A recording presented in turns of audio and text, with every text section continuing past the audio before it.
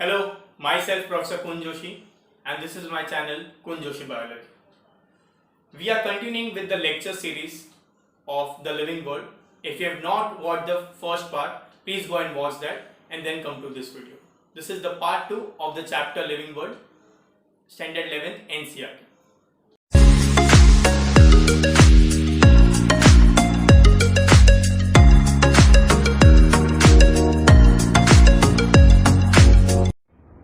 Next topic is diversity in the living world. Diversity in the living world क्या होता है? सबसे पहले हम समझते हैं ये टर्म का मतलब, डाइवर्सिटी का मतलब. Diversity, if I want to explain diversity in just one word, it will mean variety. Diversity का मतलब होता है वैरायटी. अभी वैरायटी किस तरह की वैरायटी है, क्या क्या चीज़ें हैं वैरायटी में, ये हम देखते हैं. Just leave apart the living world. Living world को जाने दीजिए, हम सिर्फ डाइवर्सिटी पे आते हैं कि डाइवर्सिटी क्या होता है, वैरायटी क्या होती है. इसको थोड़ा ब्रॉडर पर्सपेक्टिव में समझने की कोशिश करते हैं. इमेजिन कीजिए आप कॉलेज से या स्कूल से घर जा रहे हैं, ठीक है. आपकी मॉम का कॉल आता है आपको और आपको बोलती है आपकी मॉम कि बेटा घर पे मेहमान आए हैं, आप मिठाई लेकर आना, और मॉम फ़ोन कट कर देती है. अभी आपको इन्फॉर्मेशन मिला है कि आपको लानी है मिठाई. कितनी मिठाई लानी है, कैसी मिठाई लानी है, कौन आ रहा है, कुछ इन्फॉर्मेशन बताई नहीं गई है. आपको सिर्फ एक वर्ड मिला है, दैट इज मिठाई. आप फिर से फोन करते हो और आप पूछते हो कि मिठाई कौन सी लानी है, कौन आया है. तो आपको आपकी मॉम बोलती है कि आपके चाचा और उनके दोस्त आए हैं, उनके लिए मिठाई लानी है, और फिर फोन कट कर देती. अभी आपको इन्फॉर्मेशन नंबर 2 मिला, दैट इज मिठाई लानी है और चाचा आए हैं. ओके, आप ये दोनों इन्फॉर्मेशन लेके जाते हो मिठाई की दुकान में.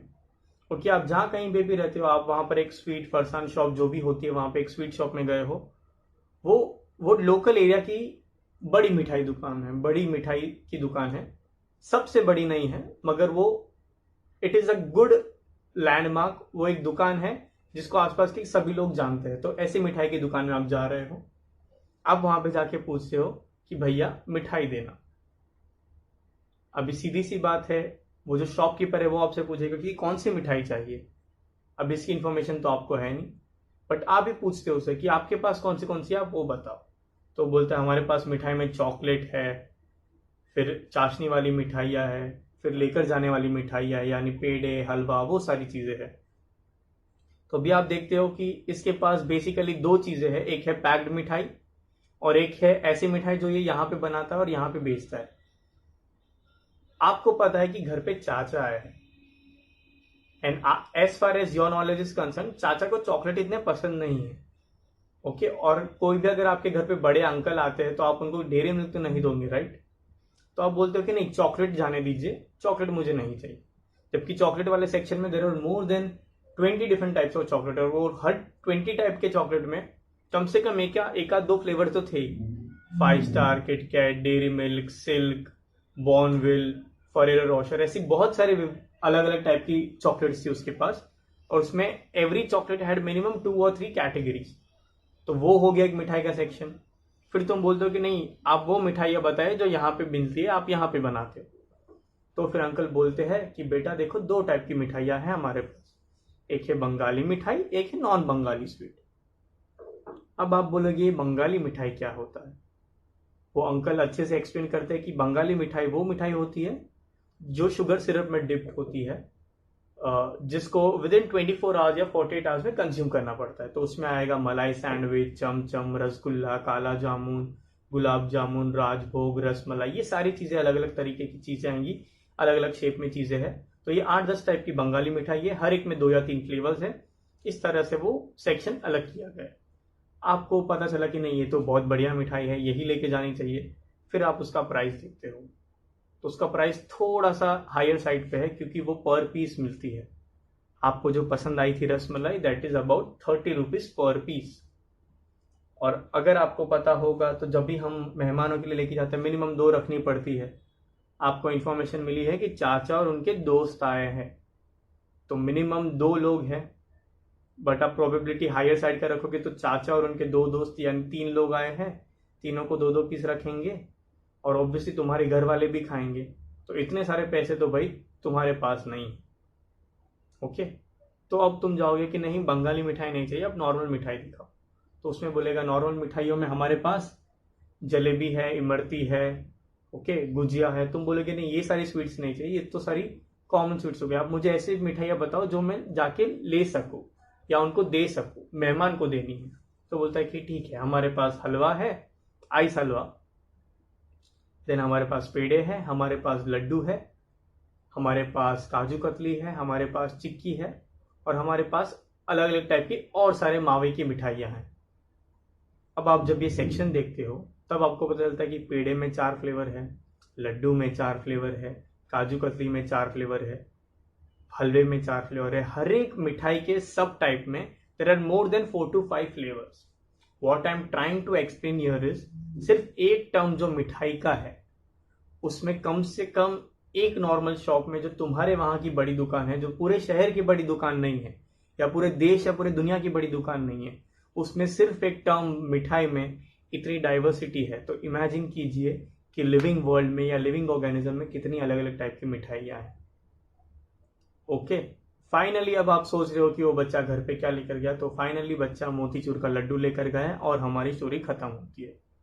उस दिन वो बच्चे ने 2 चीज देखी सीखी, पहला कि मिठाइयाँ काफी कॉस्टली होती है, दूसरा डाइवर्सिटी या वैरायटी कितनी है। Okay, let's come back to the topic diversity और वैरायटी। आई होप आपको इस छोटी सी स्टोरी से थोड़ा ओवरव्यू मिल गया होगा कि वैरायटी सिर्फ एक वर्ड नहीं है, it is the entire spectrum. Okay, तो अगर मिठाई की वैरायटी इतनी सारी हो सकती है तो इमेजिन कीजिए आप लिविंग वर्ल्ड में या लिविंग ऑर्गेनिजम्स की क्या वैरायटी हो सकती है। हमको बेसिक चीजें मालूम है, प्लांट्स, एनिमल्स और बाकी सारे माइक्रो ऑर्गेनिज्म को हम एक ग्रुप में रखते हैं, ठीक है। तो उसमें हमारे पास अबाउट 1.7 to 1.8 मिलियन है। अभी ये आपको नंबर ज्यादा लग रहा है, कम लग रहा है, जो भी लग रहा है आप डिसाइड करेंगे ये सुनने के बाद। 1.7 या 1.8 मिलियन स्पीशीज का मतलब ये होता है अराउंड 17 to 18 लाख स्पीशीज।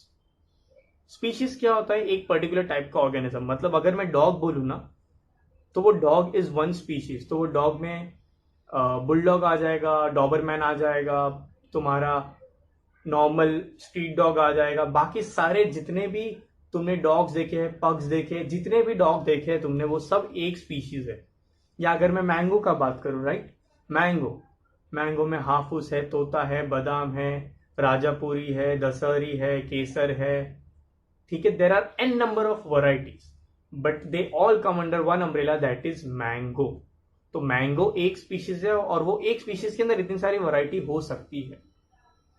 तो उस तरह से 17 to 18 लाख स्पीशीज है। एंड ट्रस्ट में ये नंबर से काफी ज्यादा है। ओके, ये नंबर जो है वो आपको टेक्स्ट बुक में दिया गया। इसमें हम डीप ओशन के ऑर्गेनिजम्स को नहीं गिनते, इसमें हम बैक्टीरिया, फंगसेस को नहीं गिनते, इसमें बेसिकली सिर्फ प्लांट्स और एनिमल्स हैं। ओके, और वो सारी चीजें जो अब तक डिस्कवर नहीं हुई है। अब देखते हैं डाइवर्सिटी पढ़ने के लिए हमको एग्जैक्टली क्या क्या चीजों का नॉलेज होना चाहिए, या मुझे डाइवर्सिटी पढ़ने के लिए क्या चीजें पता होनी चाहिए। डाइवर्सिटी को स्टडी करने के लिए 2 सब्जेक्ट्स आते हैं जिसमें हम डाइवर्सिटी स्टडी कर सकते हैं। पहला subject is taxonomy, the second subject is systematics. Taxonomy जो होता है उसमें हम बेसिकली 3-4 चीजों को कंसिडर करते हैं। ओके, ये तुम्हारे चैप्टर में आगे भी आएगा, तभी भी हम इसको रिवाइज करेंगे। टैक्सोनॉमी में हम पढ़ते हैं nomenclature, identification and classification, whereas systematics में हम पढ़ते हैं नॉमेनक्लेचर, आइडेंटिफिकेशन, क्लासिफिकेशन, उसके अलावा उसका inter relationship between other animals, उसका inter relationship between the evolutionary history. मतलब सिस्टमैटिक्स को ऐसे समझो कि वो एक ब्रॉडर टर्म है जिसमें हम वो एनिमल या वो ऑर्गेनिज्म के इवोल्यूशन के बारे में भी पढ़ते हैं। अब आते हैं हमको जो टेक्स्ट बुक में दिया है, 1.7 to 1.8 मिलियन स्पीशीज है। नॉमेनक्लेचर करना जरूरी है। नॉमेनक्लेचर क्या होता है? Nomenclature is basically the art of naming. किस तरह से तुमको नाम देना है, नाम देना बहुत इंपॉर्टेंट है। ओके, प्लीज याद रखो, नाम देना बहुत बहुत इंपॉर्टेंट है। अगर कोई ऑर्गेनिज्म का नाम नहीं होगा तो तुम कैसे उसको बुलाओगे? जैसे अगर मुझे किसी इंसान का नाम नहीं पता तो या तो हम उसके फिजिकल फीचर्स से बताते कि हाँ वो लंबा है, ओके, जो ऐसा करना नहीं चाहिए, जो गलत बात है। बट या तो हम उसके शर्ट का या उसके कपड़ों का कलर बोलते कि अरे ये वो बैग वाला, रिबॉक के बैग वाला लड़का, या ऑरेंज कलर की टॉप वाली लड़की, इस तरह से हम उसको कन्वे करते हैं अगर हमको नाम नहीं पता होता तो। बट नोमेनक्लेचर या naming is very important. Her organism का एक पर्टिकुलर नेम होना चाहिए। ऑब्वियसली हम कॉमन नेम्स यूज नहीं करेंगे। कॉमन नेम्स हम क्यों यूज नहीं करेंगे वो हम थोड़ी देर में आएंगे। But nomenclature my friends is very very important. और हम नामकरण या नाम कब देंगे, जब हमने उसको आइडेंटिफाई किया होगा। So identification is equally important, because अगर मुझे लगता है कि मुझे एक नया स्पीशीज मिला है, so I should have that capability to identify that new species. और वो आइडेंटिफिकेशन के लिए मेरे पास बाकी सारे स्पीशीज का इंफॉर्मेशन होना चाहिए।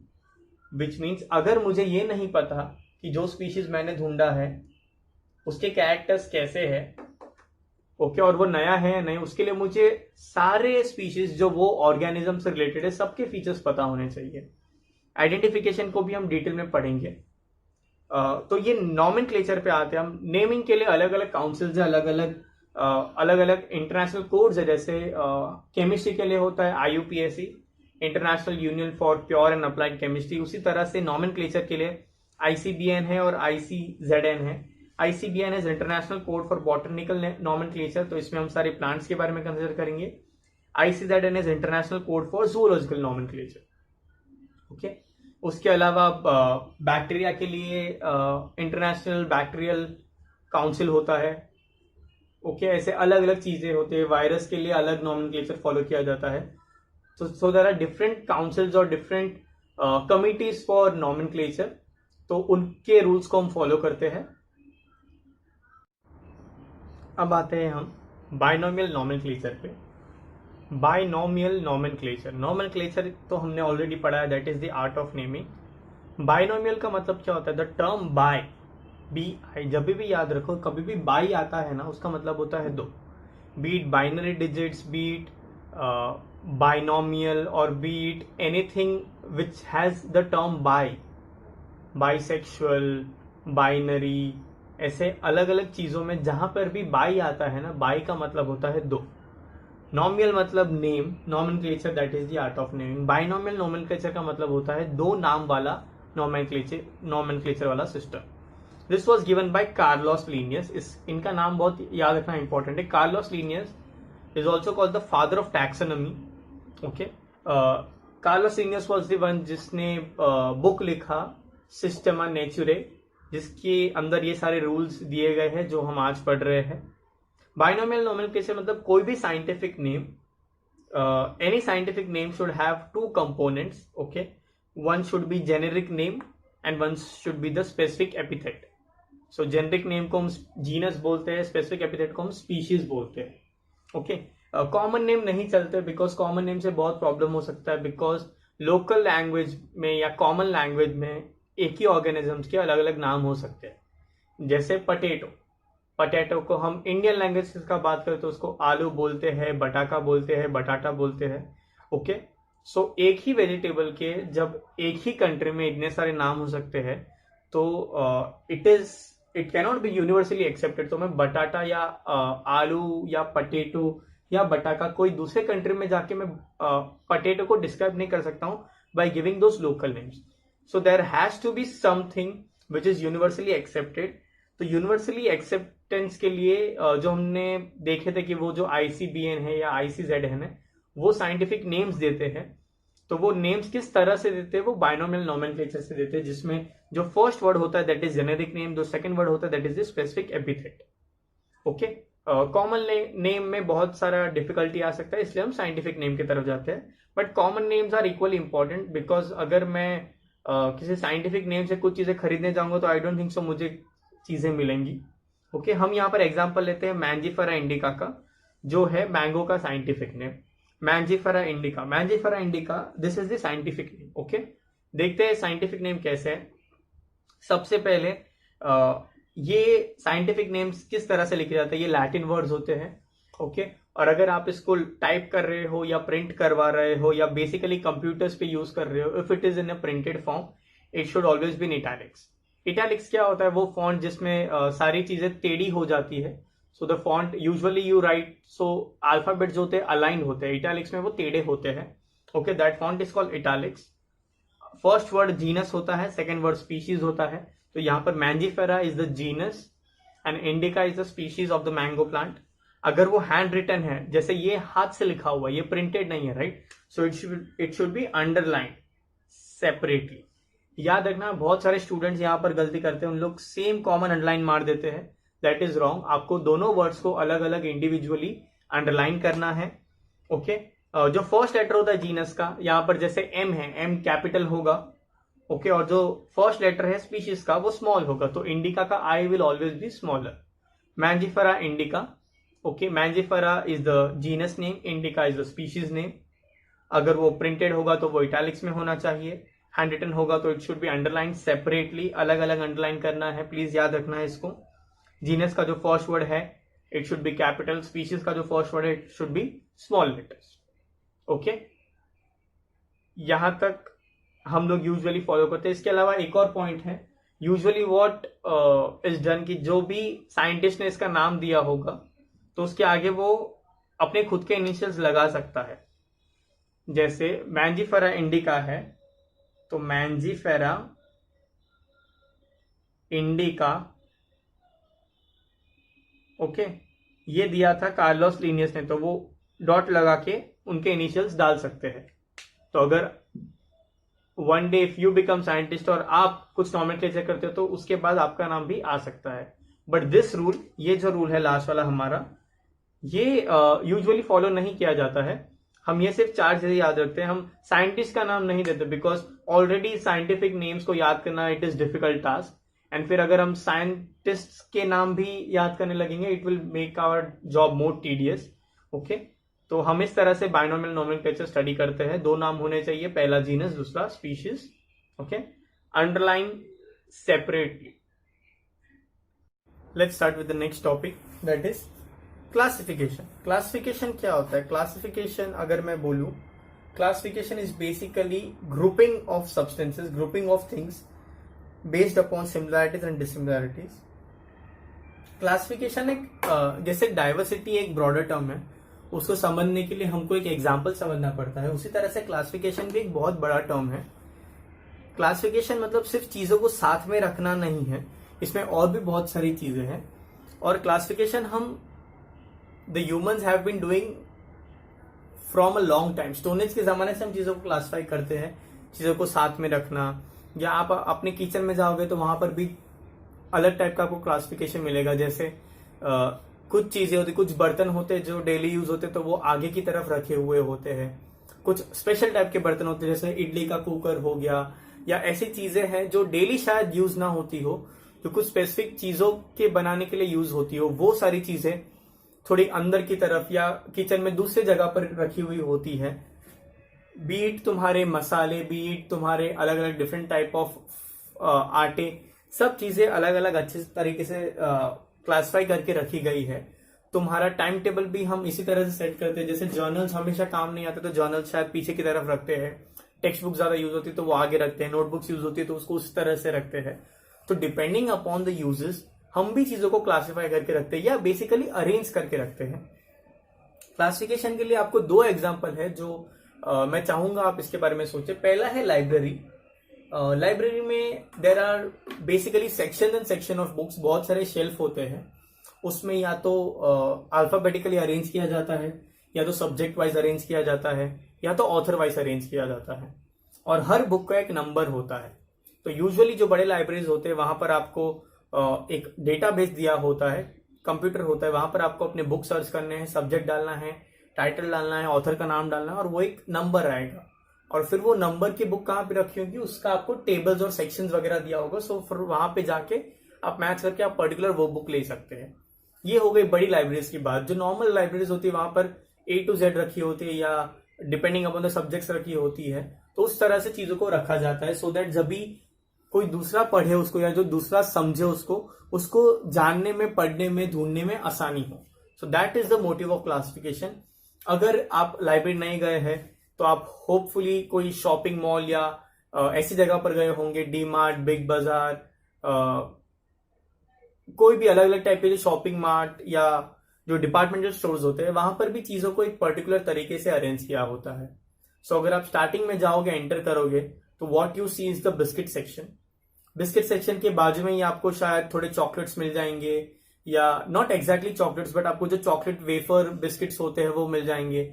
उसके सामने आपको हॉर्लिक्स, बॉर्नवीटा मिल जाएगा। उसी के बाजू में आपको चाय कॉफी मिल जाएगा। उससे थोड़ा दूर जाओगे तो च्यवनप्राश मिल जाएगा। उससे थोड़ा दूर जाओगे तो हनी मिल जाएगा। बेसिकली अगर ये सारी चीजें जो मैंने बोली, ये सारी चीजें अलग है but they are somewhere related. Either they are related to child nutrition, okay, और they are related to basically breakfast, okay. फिर जहां पर अब आते हैं पैक्ड फूड वाले सेक्शन में, जहां पर आप जाते हो, जहां पर आपको मैगी वगैरह मिलता है या इंस्टेंट नूडल्स मिलते हैं, उसी के आसपास तुमको अचार पापड़ मिल जाएगा। उसी के आसपास तुमको अलग अलग टाइप के मेयोनीज, केचप्स, सॉसेस मिल जाएंगे, जैम्स मिल जाएंगे। तो ये सारी चीजें कहीं ना कहीं काफी समय तक चलती है। ये इनका शेल्फ लाइफ ज्यादा होता है। या तो ये रेडी टू ईट होती है या तो ये रेडी टू कुक होती है। तो ऐसी चीजों को साथ में रखा गया है। तो अगर हम मॉल भी ले या कोई भी ऐसी चीज ले जहां पर चीजों का अरेंजमेंट है, वो एक पर्टिकुलर बेसिस पे उसको क्लासिफाई किया जाता है, based upon how are they used, okay. किस तरह से उनका स्टोरेज कंडीशन है, किस तरह से उसका कस्टमर क्या है। अगर बच्चों की चीजें हैं तो वहां पर तुमको जंक फूड के बाकी सारे ऑप्शन भी मिल जाएंगे या पैक्ड फूड के बाकी सारे ऑप्शन भी मिल जाएंगे, ओके। तो classification is basically just grouping things based upon similarities and dissimilarities.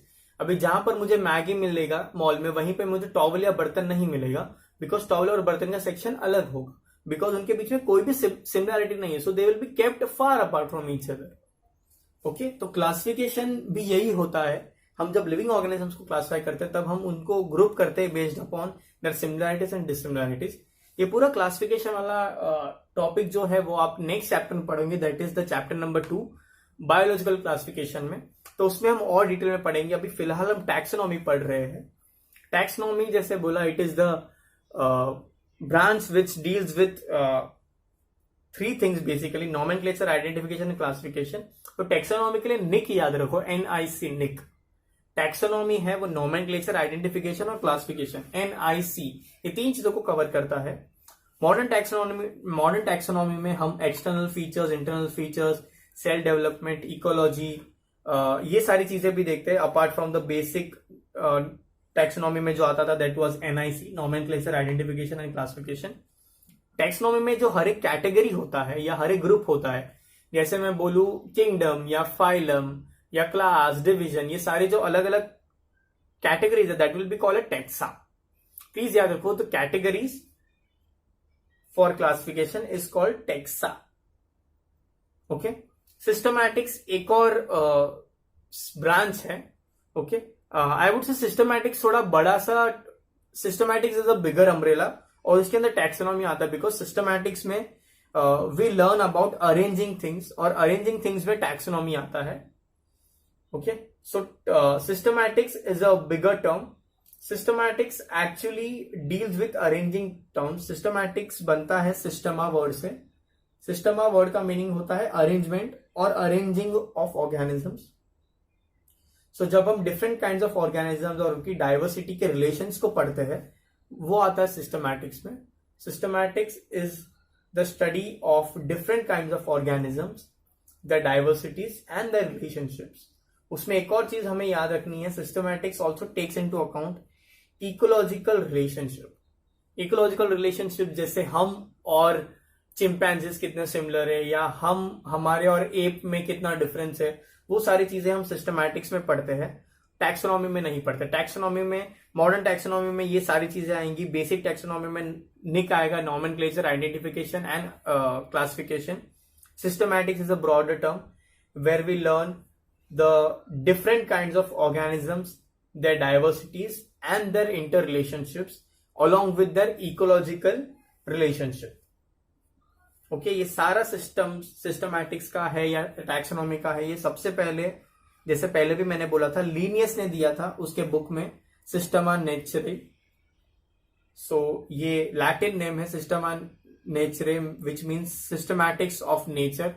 उसमें प्लांट्स के बारे में बहुत सारे ये सारे नॉमेनक्लेचर की जो हमने पहले रूल्स वगैरह देखे, वो वही बुक से लिए गए हैं, ओके। ओके, ये है आपका question, what is systematics and taxonomy. आपको बताना है सिस्टमैटिक्स क्या है, टैक्सोनॉमी क्या है, which is a bigger term, which is a smaller term, या इन जनरल टैक्सोनॉमी में हम कौन सी चीजें कंसिडर करते हैं और सिस्टमैटिक्स में कौन सी चीजें कंसिडर करते हैं। आंसर को एज शॉर्ट एज पॉसिबल रखिए। ओके, मैंने वीडियो में कवर किया, आप फिर से दोबारा देख सकते हैं और कमेंट्स में इसका जवाब दे सकते हैं मुझे। और नंबर ऑफ स्पीशीज नोन, कितने स्पीशीज नोन है, ओके, अर्थ पे कितने स्पीशीज नोन है, ये 2 क्वेश्चन है जो आपको आंसर करने हैं। आप इन दोनों क्वेश्चंस का आंसर मुझे कमेंट्स में दे सकते हैं और कुछ डाउट होगा तो हम वहीं सॉल्व कर लेंगे। Thank you.